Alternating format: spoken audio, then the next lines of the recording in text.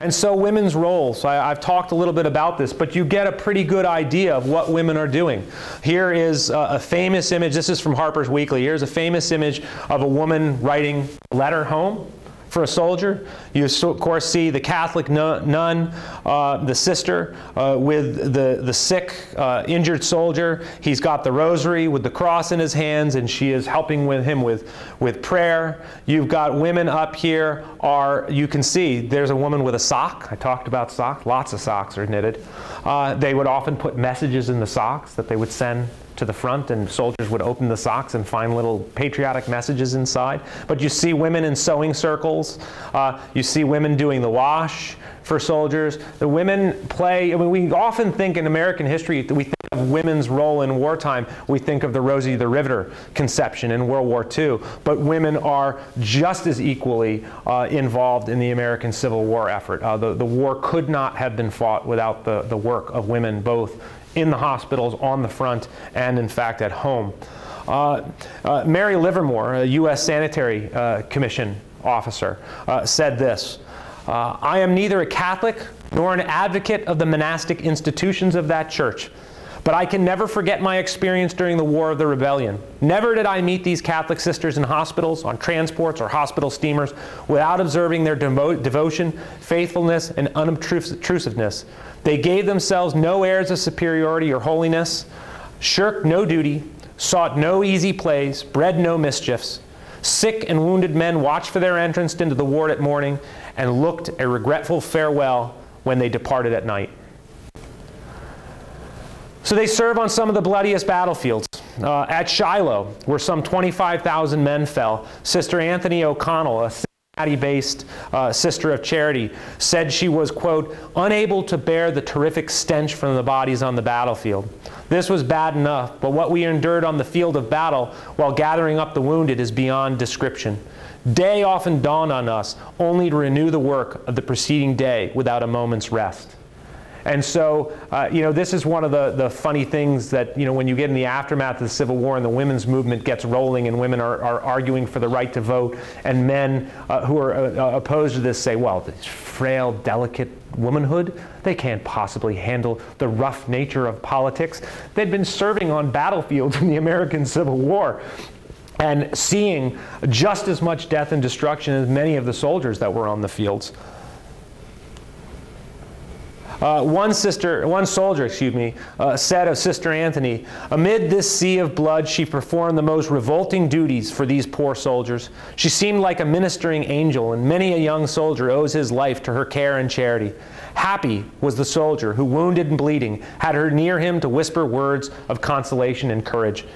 She was reverenced by blue and gray, Protestant and Catholic, alike, and we conferred on her the title of Florence Nightingale of America.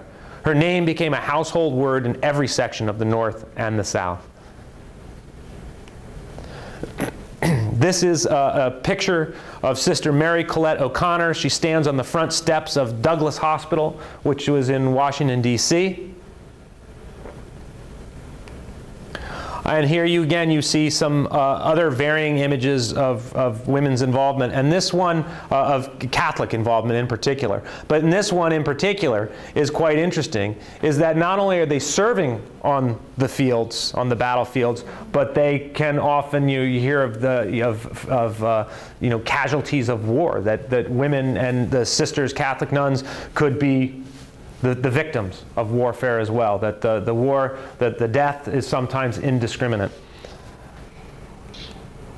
This was actually a very interesting history. If you've been to Washington, D.C., I don't know if any of you are familiar with this. This is across from St. Matthew's Cathedral.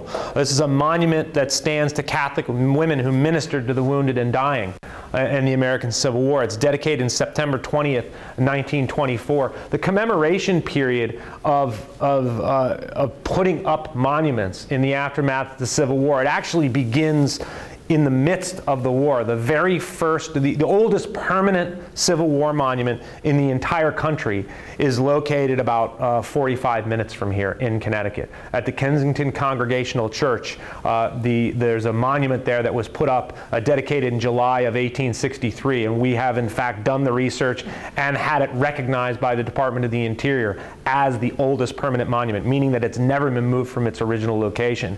There are over 150 Civil War monuments in the state of Connecticut, put up by all different kinds of organizations for all different kinds of reasons with different messages on them. This one is particularly interesting because it is specifically to sisters who served in the war, and here you got a better close-up of it here, and you can see it's, you know, it's distinctly dedicated to them. And the words on it are this: they comforted the dying, nursed the wounded, carried hope to the imprisoned, gave in his name a drink of water to the thirsty. To the memory and honor of the various orders of the sisters who gave their services as nurses on battlefields and in hospitals during the Civil War.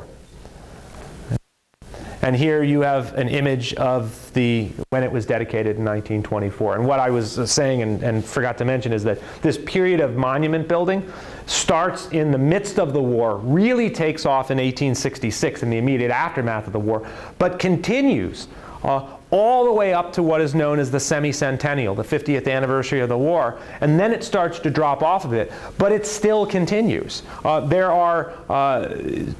had a major monument study in Connecticut done in 1993. Since that study, there's probably been another 5 Civil War monuments that have gone up in different towns around the state. And I guarantee that you drive by Civil War monuments all the time and might not recognize them, might not know what they stand for. But the moment that you take the time to park your car, stop, get out, walk around it, every single monument tells the story of the people who put that monument up. It tells their individual story. It lists soldiers' names, it lists the battles that they served in, the message they wanted us at this time to understand about the war.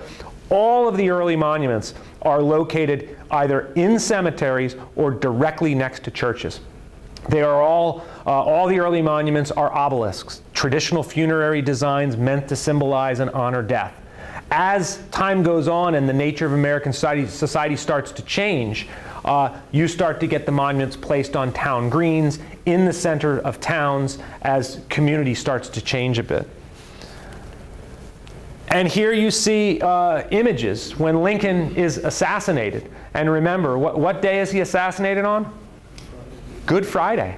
I mean, you think about the millennial nature of the war, and then Lincoln is shot on Good Friday and dies the next day, right before Easter Sunday. Imagine what impact this has on faith communities in the United States and what they think, that Lincoln becomes the great martyr in the aftermath of the war. And these are just 2 images that you get this sense of. And there's many, many more of this. But these are meant, you have, and you know, there's often a pairing of Washington, who created the nation, and Lincoln, who preserved the nation. And he's placing the wreath over Lincoln's head, and you've got the angels there that are waiting. He's being embraced. The angels are waiting for Lincoln's arrival in heaven. And here again you see another image of this. Here's the Union shield. Here is Lady Liberty bowing her head.